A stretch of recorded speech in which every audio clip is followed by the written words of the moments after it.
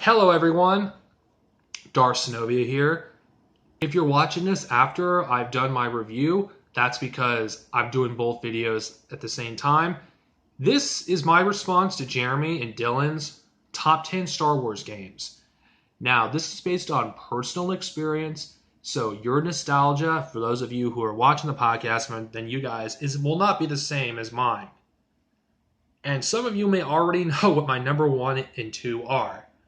Um, So, to list honorable mentions of Star Wars games, the Super Nintendo games, um, at least Super Star Wars and Return of the Jedi, as good as they are, they're hard. I tend to like Star Wars games that are not really based around the movies, so they won't be on the list. Same thing with Revenge of the Sith. Fun game, but it's not going to be on the list, and neither will the Force Unleashed 1 and 2, because to me they're not good enough for me to be on the top 10. So, without further ado, let's begin.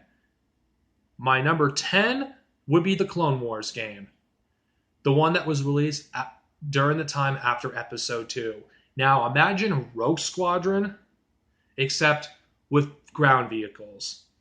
And I will agree with Jeremy and Dylan on this. I haven't played the game in years, so this is based off my experience with it. The controls when you're playing as a Jedi on the ground were complete dog shit.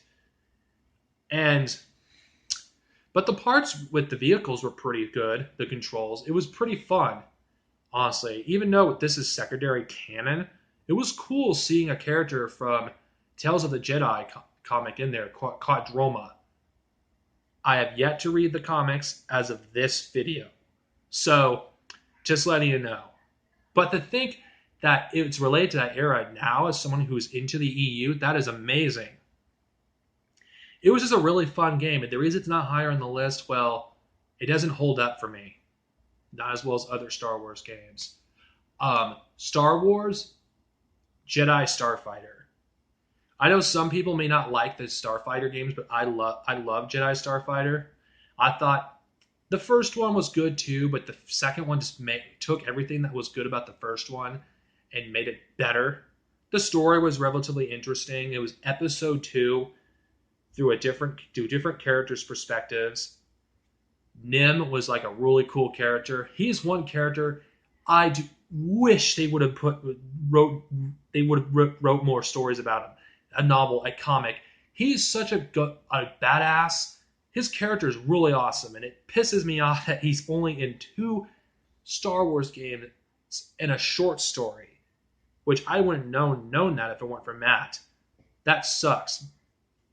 Nim had so much potential, and he's one of the coolest looking characters too. Such a shame. And it's really fun. You could play as the X-wing, the TIE fighter in the Clone Wars era, even though it makes no friggin' sense. Who cares? It hasn't held up that well, so it's not. That's why it's not. It's only number 9. Number 8, Shadows of the Empire. Now, a Star Wars list, in my opinion, if you're a kid who was born in the 80s and grew up in the 90s, is not complete without Shadows of the Empire. Not only was this a good game, not the novel, the novel, which you probably seen me review, was good too. It was a multimedia project. It's the only EU related material I can think of besides The Force Unleashed that had a game, that had a novel, that had a comic, that had a toy line. It's like it was the biggest the EU ever has been. And basically, you're playing the game through Dash Rendar's perspective. Even though the game hasn't really held up well because, well, a lot of games in the N64 and PlayStation era really haven't, I still think it's good enough to be on the top 10. My number 7 pick of favorite Star Wars games would definitely be Star Wars Super Empire Strikes Back. Why do I put that over the other two? Because to me, it's the only one I've beaten. And like the movie, it's my favorite Star Wars movie. I thought, the levels were the most fun. It had a good challenge, a fair challenge, and it didn't have that bullshit level, the final level. We had to escape the Death Star with some of the worst controls fucking imaginable. So that's why I put Super Empire Strikes Back over Super Return of the Jedi. It's just that good. If you haven't played in the Super Star Wars games, play them. Whether it's on emulator or what, just do it. My number 6 favorite Star Wars game would be Star Wars Rogue Squadron, the original. What makes this so good, in my opinion, not only did I felt the story was good for a game with, for a system that had limited capabilities for space. I mean, it was a really interesting story.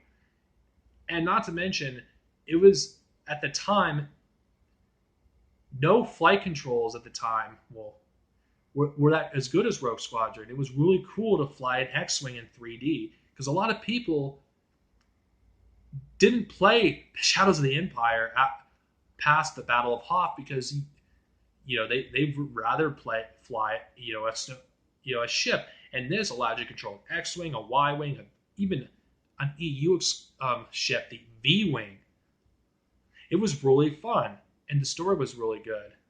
I don't know where the hell you would place it in the timeline. I would say sometime after episode 4, or sometime after episode 6. I don't know.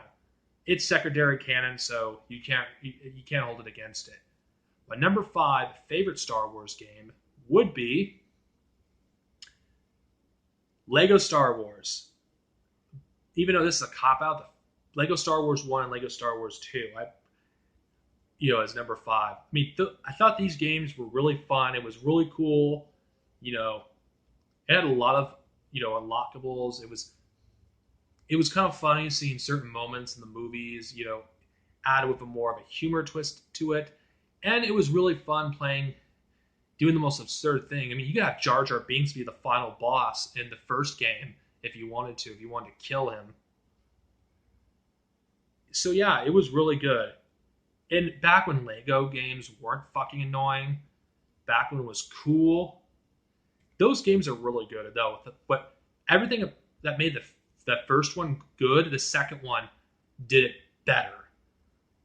It's just, even though it's biased, considering I prefer the original trilogy over the prequels, which of course most people do, it was a lot more fun. I thought the level design was better, and the game in general was a lot more fun than the first game. But still, both of them were great. Number 5.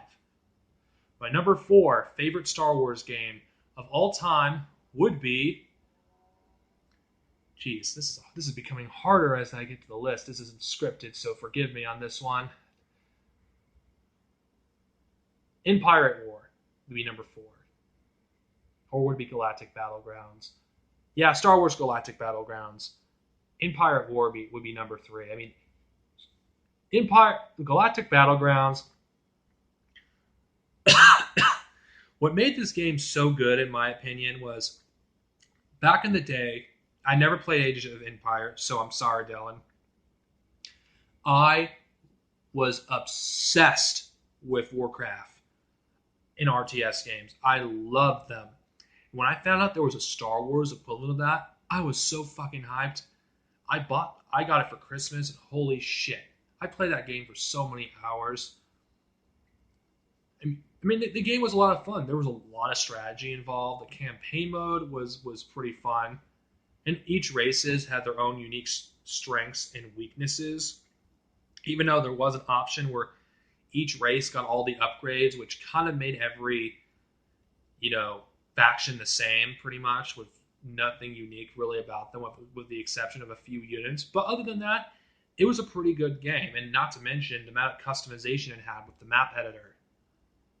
And it one of the few occurrences where you actually have an actual voice for some EU characters, such as Mara Jade. In Pirate War, I prefer that over Galactic Battlegrounds, though, because it took everything that was great about the RTS genre and it's almost the perfect Star Wars game. If you are a fan of RTS games, it's the perfect Star Wars game. The expansion especially, added some characters from the expanded universe. I believe it added Thrawn as a unit. I don't know for sure. Correct me if I'm wrong. It was really good and to me. Even though the game is non-canon as fuck with some of the ridiculous stuff you can do in the campaign and the Empire at War, but it was still fun. That was also took strategy, especially when you did Galactic Conquest, because it made you manage your resources carefully and attack. Attacking the wrong planet could cost you the game completely. And that's what made it so good. Empire at War. And each faction had their own strengths and weaknesses. You couldn't play the rebels the same way you could play as the Empire. You had to approach each situation differently. The Empire had the advantage early game, while the rebels had the advantage late game. Well, unless the Empire managed to build a fucking Death Star, that is. But that costs a lot of resources. So, yeah. Now, let's move away from that. Jeremy and Dylan will kill me for this. I'm sorry. I think I forgot Battlefront 2. It was a fun game, but it's not my favorite Star Wars game. Sorry. But, to be fair, I would if I had a top 11, it would be number 11. It's just, it doesn't have that nostalgia value to me. It's still a fun game, but it just doesn't have that nostalgia value that some of these other games have. Now, my number 2 favorite Star Wars game. Now, it would depend heavily because they could easily be switched. If KOTOR 2 was the completed version that's available to the PC community, that would be my number 1, because I thought Knights of the Old Republic 2 had a far better story. The gameplay was far better than the first one. And I felt like it was the villains were more interesting. Not to mention, you had different points of view regarding the Force. And Kreia was probably one of my favorite villains in Star Wars. She was far more interesting than majority of the villains, in the Star Wars universe. And I really wish, actually, of course, that's for another video, that we would learn more about Darth Traya, Sion, and Nihilus, and what happened, and how they, the Trinity formed and how it broke apart. I would really love to read a novel about that. Unfortunately, there aren't that many fans of KOTOR 2 out there, unfortunately. I'm sorry, Revan fanboys, but Mitra Shirk, I think that's her name. I refuse to call her Mitra. I will call her the Exile. Is a far better character than Revan. I find the concept of her story far more compelling. In my opinion, she is the ultimate hero. At least one of them. I mean, she makes the ultimate sacrifice. And what makes her so tragic and not Revan, she will not get remembered in history as a hero. She'll get remembered as a traitor and an exile to the Jedi and their beliefs. And to me, the Exile is a far more compelling character than Revan. I felt bad for her. And that was one game where it was hard not to be a dark side character, because the Jedi were just complete pricks, especially Vroke. Fucking asshole. I mean, I've probably done more dark side playthroughs than light side because I hated that son of a bitch. Because every single Jedi in that game had a huge stick up their ass. Oh, fuck. Jeez, I'm ranting about the Jedi. Well, let's get on to my favorite Star Wars game. KOTOR 2 would be number 1 if it was released in the state that it was supposed to be released, completed, with all the content that you could play in the completed mod edition. KOTOR 1 is my number 1, only because KOTOR 2 was not completed officially. The reason Knights of the Old Republic 1 is my favorite Star Wars game, sure, the gameplay is kind of dated, but honestly, it doesn't bother me. I mean, to me, I find it to be a far better game than the Mass Effect games are. And hear me out here, for you Mass Effect fans. Mass Effect, as good as those games were, on their own, in my opinion, don't compare to KOTOR.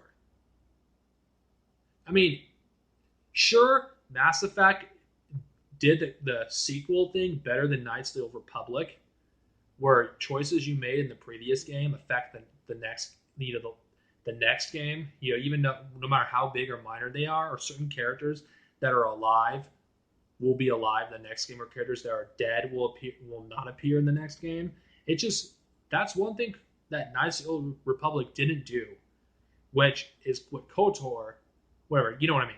KOTOR, in my opinion, feels more like a game than the Mass Effect series. Because the thing is, as the Mass Effect series progressed, the games became less games and more like a movie.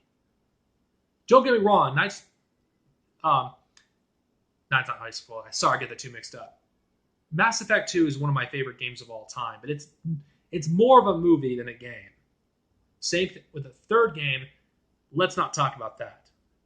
The thing is, without the first KOTOR, there would be no Mass Effect. In my opinion, it has one of the biggest impacts in gaming. Honestly. Even though the combat may be turn-based, it doesn't feel that way. Because you can move around in combat. You're not just sitting in one place like you are in the Final Fantasy games. And the story was really good. Darth Malak was a really interesting villain. And Revan's story was really good until fucking Drew Carpenson fucking decided to retcon, Revan fall into the dark side willingly. Don't get me started. That rant about the Revan novel is for another day. But the game was really good.